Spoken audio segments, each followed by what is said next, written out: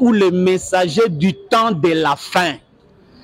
Il ne devait pas être un homme ayant un corps formé par 2 semences d'une femme et d'un homme, mais ce serait un corps descendu du ciel. Nous allons expliquer par la grâce de Dieu. Voilà, cette main qui est venue sur la terre, il pouvait dire, mon royaume n'est pas de ce monde. Parce que cette main venue écrite dans les Babylone ou dans le royaume de Babylone. Il est venu dans un autre royaume, mais quand même il était dans ce royaume-là, il gardait son identité du roi parce que c'était la main du roi. J'ai dit et je vous remercie. Merci beaucoup, docteur. Nous venons de suivre tous une petite récapitulation. Mais vous serez d'accord avec moi qu'il y a à boire et à manger là-dessus, parce que le docteur a beaucoup de choses à parler. Maintenant, je rappelle aussi à vous, surtout les téléspectateurs, que ce cadre n'a pas commencé seulement aujourd'hui. C'est l'émission qui commence aujourd'hui, mais le cadre a commencé il y a longtemps. Mais ce cadre-là était entre les 4 murs. Et nous avons jugé bon de sortir comme ça dans les médias pour faciliter à tout le monde de pouvoir au moins apprendre concernant la parole du Seigneur. Voilà pourquoi, docteur, comme nous avions dit tantôt, il y a eu des questions qui étaient posées la fois passée. Bien que vous ne pouvez pas répondre tout l'enseignement qui était la fois passée, mais il y en a des questions que les bien-aimés ont posées. Si on ne répond pas à ces questions-là, en tout cas, ils peuvent aussi peut-être se fatiguer de nous suivre. On doit répondre. La toute première question, c'est la question du bien-aimé Blanchard Palangana Pia. Je ne sais pas dans quelle ville il se trouve, mais il demande de savoir. Il dit ceci. Dans la question sur le jardin d'Éden est physique, comme tu l'as dit. Parce que vous avez dit la fois passée que le jardin d'Éden est physique. Maintenant, lui veut savoir si le jardin d'Éden est physique. Cela veut dire que Jésus est venu nous racheter pour nous amener dans un paradis physique. Vous avez la parole, docteur. Merci pour la question. Nous allons nous centrer pour répondre à trop peu de temps. D'abord, nous lisons l'Écriture. Nous sommes dans le livre de Genèse.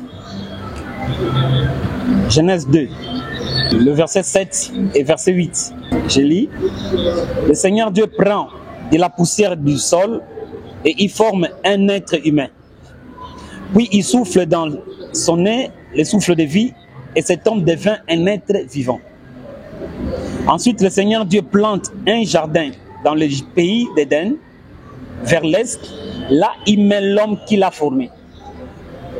Cette question est intéressante. Pourquoi? Parce que les gens ont la confusion sur ce que c'est le jardin ou en d'autres termes le paradis. D'abord, prenez comme information. Quand Dieu a formé l'homme, c'était avec la poussière de la terre. Après avoir formé l'homme, Dieu n'a jamais modifié l'homme pour l'amener dans le paradis. Je sais pas si vous me comprenez. Il a formé l'homme. Cet homme-là était à son image, à la ressemblance de Dieu. Après l'avoir formé, Dieu est allé, il a créé le paradis, ce qui est appelé le jardin. Remarquez, il a formé l'homme avec quoi? Poussière de la terre. Tel qu'il a fait l'homme, c'est comme cela qu'il est parti le placer dans le paradis. Apprenez, le paradis veut dire le lieu de délices. Dieu a formé le paradis pour que l'homme soit dans le bonheur conscient, dans son âme, son esprit et son corps. Je sais pas si je me fais comprendre. C'est comme ça le corps physique dans lequel Dieu a placé l'âme de l'être et son esprit. C'est dans cet état que Dieu l'a conduit pour le placer dans le paradis. Le paradis n'a jamais été esprit. Le paradis esprit n'existe pas et ça n'existera pas. Parce que dans le paradis, Dieu place l'homme pour qu'il soit dans le bonheur conscient. Et quand l'âme est séparée du corps, cette âme-là est morte. Le corps aussi est mort. Je ne sais pas si je me fais comprendre. Donc pour que l'homme soit entier dans la joie, Dieu prépare un lieu qui doit satisfaire et l'esprit et le corps. Donc le paradis, c'est un lieu physique. Raison pour laquelle Jésus, quand il vient, dans Apocalypse 2, verset 7, le Seigneur Jésus fait une promesse claire. Il dit ceci à son église. Il dit, c'est lui qui a des oreilles, qu'il écoute ce que l'Esprit Saint dit aux églises. Au vainqueur, je donnerai à manger du fruit de l'arbre de vie qui est dans le paradis de Dieu. Vous savez que l'église est esprit. Mais il ne faut pas oublier l'église qui est esprit aujourd'hui. Dieu lui a promis des corps. Quand il dit celui qui vaincra, je lui donnerai l'arbre à manger, qui est dans le paradis. Donc vous vous rendez compte qu'à l'église aussi, le Seigneur promet le paradis. Mais qui entrera dans le paradis? Aujourd'hui, personne n'est dans le paradis. Même Paul qui est décédé. Dans le Seigneur, il n'est pas dans le paradis. Pourquoi? Parce qu'il n'a pas encore porté son corps de la rédemption. Le jour que Paul et les autres saints vont revêtir le corps de la rédemption, c'est après ce jour-là que Dieu, qui a promis, qui va leur donner l'arbre de vie qui est dans le paradis, va accomplir cette promesse. Donc le paradis n'est pas esprit, c'est un lieu physique préparé par le Seigneur dans lequel il va introduire les corps rédemptés, l'âme rédemptée et les esprits des sauvés. Je crois que j'ai répondu à la question. Donc si je comprends bien avec les filets de spectateurs aussi, donc la question qu'il a posée, Jésus était venu nous racheter pour nous amener dans les paradis physiques. Tout à fait. Donc c'est pourquoi je parlais de l'Église. Okay. Il a versé de son sang. Okay. Il a promis qu'à celui qui vaincra. Donc l'Église rachetée par le Seigneur Jésus, les vainqueurs entreront dans le paradis physique, un lieu aménagé par le Seigneur pour le bonheur de ses rachetés. Voilà, les bien-aimés ont encore posé une deuxième question qu'on va maintenant lire. Vous allez répondre, docteur. Je crois qu'il est en train de nous suivre maintenant. Il dit ceci: Dieu est esprit. Comment a-t-il immolé l'animal et vêtir Adam et sa femme de peau d'animal? Donc je comprends que vous avez aussi compris la question. Dieu qui est esprit, mais qu'est-ce qui s'est passé pour que le Dieu qui est esprit puisse maintenant revêtir l'homme et la femme? Vous avez la parole. Je commence à lire d'abord dans le vers Genèse 2 toujours. Commençons d'abord par le verset 20. Il dit ceci, il est écrit ceci. Je lis dans la version Parole vivante. Je commence par le verset 19. Avec de la terre, le Seigneur Dieu fait toutes sortes de bêtes sauvages et toutes sortes d'oiseaux. Il les amène à l'homme pour voir comment celui-ci va les appeler. Chaque animal doit avoir les noms que l'homme va lui donner. L'homme donne un nom à tous les animaux domestiques, à toutes les bêtes sauvages et à tous les oiseaux, même pour lui-même, il ne trouve pas d'aide qui lui convienne parfaitement. La question d'abord va commencer par là. Les gens ont des difficultés quand ils lisent cette écriture de Jean 4 qui dit Dieu est esprit. Ça, c'est la vérité. Mais ils ont des petites confusions, parfois des grandes, sur ce que c'est Dieu est esprit. C'est comme si Dieu qui est esprit, il ne peut faire que des choses qui sont esprit. Des choses qui sont immatérielles. Alors il est écrit que Dieu a pris de la poussière, il a formé les animaux. Comment Dieu a conduit les animaux physiques vers Adam? C'est Dieu, ce jour-là, il n'était pas le vent qui conduisait les animaux.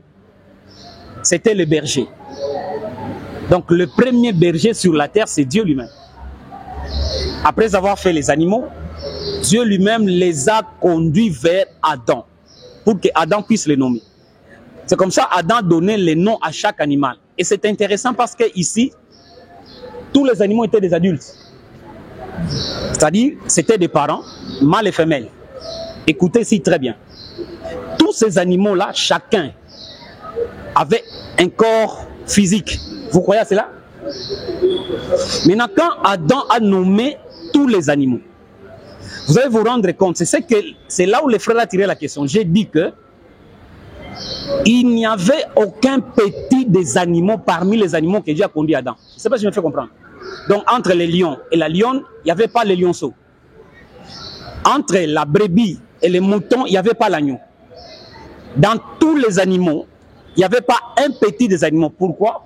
Parce que c'était les animaux qui étaient à l'âge pour qu'ils puissent se multiplier afin de remplir la terre de leur espèce. Ça, c'est Genèse 2, verset Genèse 2. La question de notre frère est venue dans Genèse 3. Je lis le verset 21. Écoutez ce qui est écrit. Le Seigneur Dieu fait des vêtements en peau d'animal pour l'homme et la femme et il les habille de cette façon. Je lis dans la version Parole vivante. Dans Genèse 3, on mentionne que Dieu a fait les vêtements de peau d'animal. C'est-à-dire il y a eu un animal que Dieu a pris sa peau pour fabriquer le vêtement pour Ève et Adam. Mais là, la question qui doit être posée, c'était quel animal? première instruction ou connaissance que nous pouvons avoir, nous devons savoir que c'était la toute première fois pour Adam de voir cet animal. Pendant que Dieu amenait les animaux à Adam pour le nommer, cet animal n'était pas dedans. Pourquoi? Parce que c'était le petit des animaux. À la révélation des Écritures, on a démontré dans les Proverbes, il est dit que Dieu se sert des agneaux pour vêtir. Donc avec cette lumière-là, c'était un agneau. Maintenant, si vous êtes intelligent, vous devez vous demander. Est-ce que vous savez que quand l'homme est tombé dans les péchés, aucun animal l'avait encore mis bas? Si tu es intelligent, tu peux te demander, l'homme a fait combien de jours dans les jardins? Et naturellement, même si un mouton pouvait s'accoupler avec une brebis, la brebis ne serait pas en mesure d'accoucher. Parce que les jours qu'Adam fait dans le jardin, ce n'était pas un mot. Je ne sais pas si je me fais comprendre. D'où serait venu l'agneau? C'est une information. Cet agneau-là, en réalité, Dieu l'avait formé avant tous les autres animaux. Seulement, il était un mystère. Adam ne l'avait jamais vu. C'est comme ça quand il a donné les noms aux animaux, Adam n'a pas vu cet animal, c'est resté mystère. Quand Adam est tombé dans les péchés, Dieu qui savait le plan de la rédemption, il savait que tous les animaux que Adam donnait les noms n'étaient pas capables, parce qu'en réalité, ces animaux-là ont été formés après Adam. Je ne sais pas si vous me faites comprendre.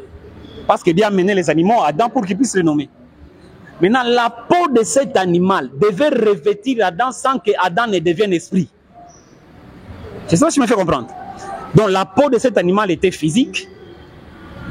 Cette peau a revêti Adam physique. Pourquoi? Parce que Dieu lui-même qui a tué cet animal était dans son corps physique. C'est peut-être ça qui semblerait très difficile parce qu'on dit Dieu est esprit. Et ça, il faut savoir que Dieu qui était en train de revêtir Adam, il était esprit, mais dans son corps physique. Ça te semblerait peut-être difficile. Tu dois comprendre que nous avions parlé dans Daniel, la main qui est venue écrire dans le palais royal, cette main était physique. Et ce n'était pas la main des créatures, c'était la main du Créateur. Si ça te semblerait difficile, tu vas te rendre compte qu'au jour de Moïse, Dieu est descendu sur la terre. Ça, je peux encore lire. Ça, c'est important juste pour mettre l'accent sur Dieu qui est esprit, comment il peut avoir revêtir l'homme qui est physique. La peau qui est physique. C'est comme si c'était le vent qui soulevait la peau, je ne sais pas comment, essayer de revêtir l'homme. Ce n'était pas ça. Je lis dans Exode 34. Exode 34, où celui qui lit, qui est prêt, il peut lire Exode 34, verset 5. 34, le verset 5, nous lisons au nom de Jésus. L'Éternel descendit dans une nuée, s'éteint là, près de lui, et proclama le nom de l'Éternel. L'Éternel descendit dans une nuée, et il s'éteint là, près de qui? De Moïse, et il proclama le nom de l'Éternel. Comment était l'Éternel? Apparemment, ça semble être très bizarre ou difficile de comprendre. Lisez Exode 33, les derniers versets. Qu'est-ce que Dieu a dit? Lorsque j'écarterai ma main, tu me verras par derrière, mais mon visage ne pourra pas être vu. Dieu qui est esprit, il a dit à Moïse, je vais descendre, tu ne verras pas mon visage. Est-ce que Dieu a son visage? Il dit, quand je passerai, quand je vais écarter ma main, Dieu a une main? Comment est la main de Dieu? Esprit ou physique?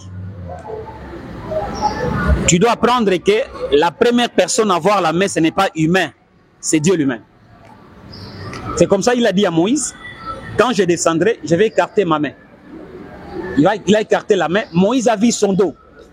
Donc Dieu n'a pas seulement le visage et la main, il a aussi le dos. Il a les pieds, il a la tête, il est l'homme. Le premier homme, c'est Dieu lui-même.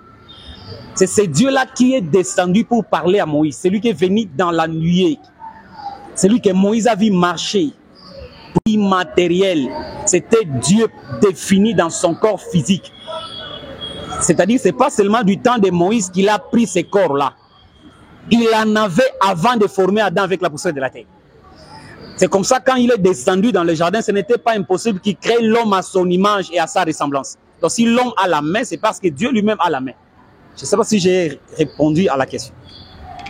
Merci beaucoup, Flette, les spectateurs. Vous comprenez que le docteur vient de répondre. C'est à vous maintenant de juger. Si c'est encore sombre, hein, vous pouvez encore poser d'autres questions. Il est toujours là, bien disposé pour vous répondre.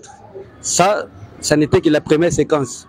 Maintenant, nous bouclons pour cette séquence et nous allons passer maintenant à la deuxième séquence pour vous permettre aussi de vous reposer un peu, juste pour quelques minutes seulement. Nous allons vous revenir. La deuxième séquence sera aussi le tour des gens qui nous entourent maintenant de poser aussi les questions par rapport à la première exposée qui était la semaine passée, mais aussi par rapport à ce que dit le docteur. S'il y a encore des questions à poser, vous allez poser. Je vous dis et je vous remercie.